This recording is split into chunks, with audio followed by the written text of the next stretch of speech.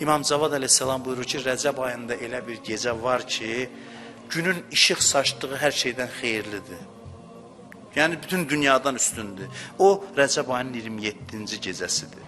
Həmin günün sübhü Peyğəmbər Peyğəmbərliyə çatır.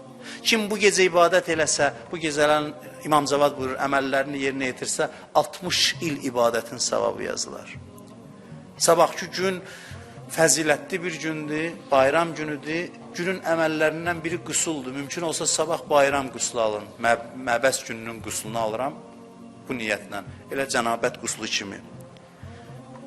Sabahki gün il ərzində 4 gün var oruç tutmaq üçün ən fəzilətli. 4 gün oruç tutmaq üçün ən fəzilətli olan 4 gündən biri sabahki gündür ki, hədisdə buyurur ki, kim məbəs günü oruç tutsa 70 il oruç tutmuş kimidir. 70 ilin orucuna bərabərdir.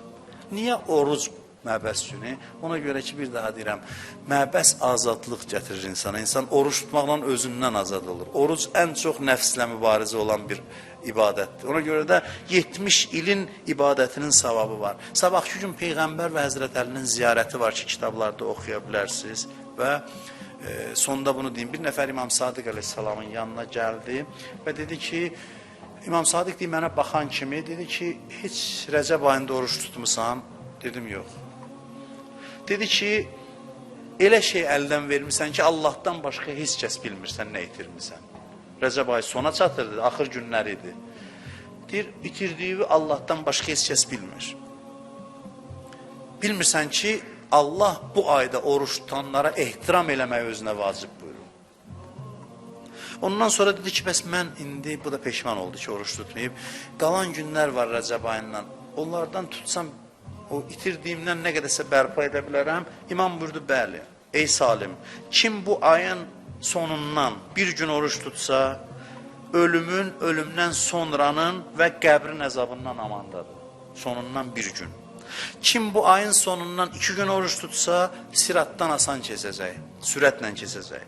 Kim bu ayın sonundan 3 gün oruç tutsa, qiyamətin böyük qorxusundan, qiyamətin çətinliklərindən amandadır və ona oddan azadlıq bəratı verirlər, yəni oddan azad olar.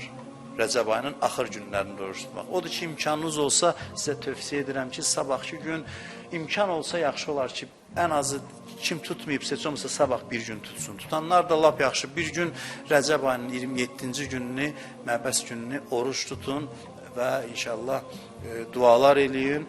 Allahdan həm özümüzə, həm xalqımıza, həm bütün müsəlmanlara, bütün bəşəriyyətə xoşbəxtlik arzu eləyək. Dinin doğulduğu gün, dinin dünyaya gəldiyi gün hamımıza mübarək olsun. Allah bizi bu dinin qədrini bilənlərdən və həqiqi ardıcılarından qərar versin. Bir daha bu gözəl bayram münasibəti ilə hamınızı təbrik edirəm. Allah bizi Peyğəmbərimizdən, Quran-ı Kərimdən dünya və axirətdə ayrı salmasın və Peyğəmbər əhl-i beytinin dünyada ziyarətindən, qiyamətdə şəfaətindən bizi binəsib eləməsin inşallah.